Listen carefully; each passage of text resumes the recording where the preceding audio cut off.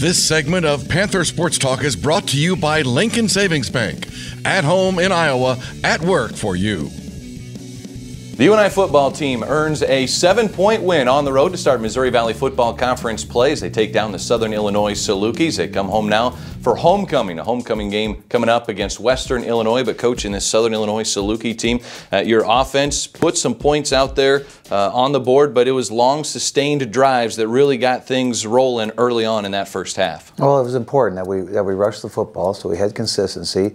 We had control of our destiny, if you will, as we controlled the clock with the ground, got ahead of the chains and down in distance. And, you know, Eli was completing footballs. He was 16 for 20 in the first half, and that was a big part of the run game as well.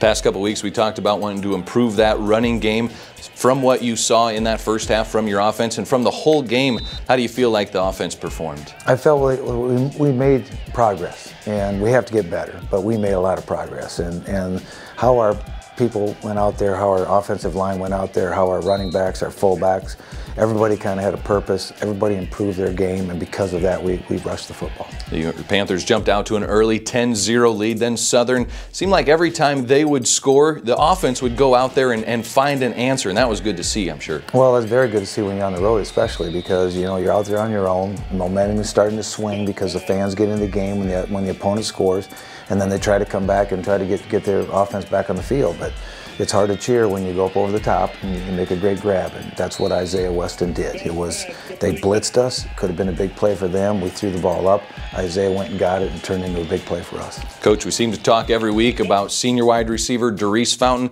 Another game over 100 receiving yards, and he just seems to get better and better. Well, Derice is critical to our offense, great football player, but his work ethic and how he trains and how he prepares is ultimately why he has success on Saturday. I mean, he's getting double teamed out there. Everybody knows where he's at.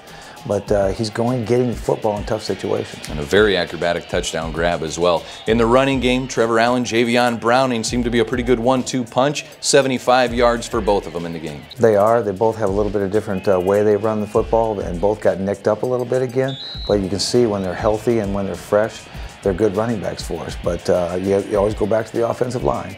And your two tight ends, what were they doing to get those guys started so they can make those runs? And it's definitely an offensive unit success.